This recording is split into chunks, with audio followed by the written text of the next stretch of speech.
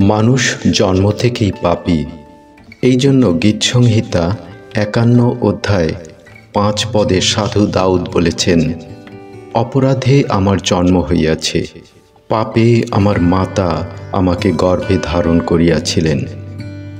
এক্ষেত্রে সাধু দাউদের মায়ের প্রতি অশ্রদ্ধা দেখানোর কোনো অবকাশ নেই, কারণ আমাদের সেই আদি পিতামাতা আদম ও হবা থেকেই পাপের রক্তপ্রবাহ প্রজন্মের পর প্রজন্ম চলে এসেছে। আর সেই কারণে সমস্ত মানব জাতিকে পাপ থেকে পরিত্রাণের জন্য ঈশ্বরপুত্র যীশু খ্রিস্টকে মানব শিশু বেশে পৃথিবীতে আসতে হয়েছিল।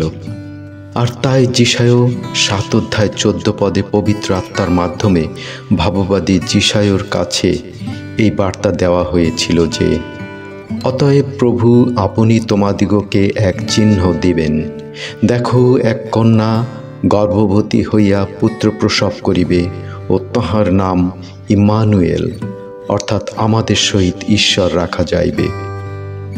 প্রিয় বন্ধু, সমস্ত মানব জাতিকে পাপ থেকে পরিত্রাণের জন্য প্রভু যীশু খ্রিস্ট এই পৃথিবীতে মানব বেশে জন্মগ্রহণ করেছিলেন।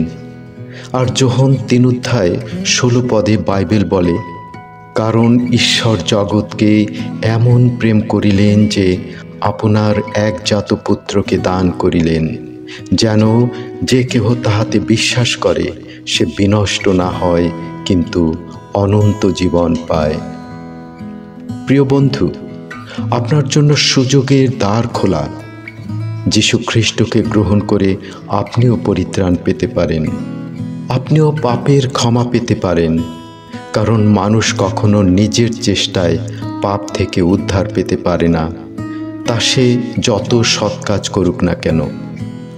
কারণ প্রেরিত ৪ অধ্যায় ১২ পদে বাইবেল বলে, আর অন্য কাহারও কাছে পরিত্রাণ নাই, কেননা আকাশের নিচে মনুষ্যদের মধ্যে দত্ত এমন আর কোনো নাম নাই, যে নামে আমাদিগকে পরিত্রাণ পাইতে হইবে।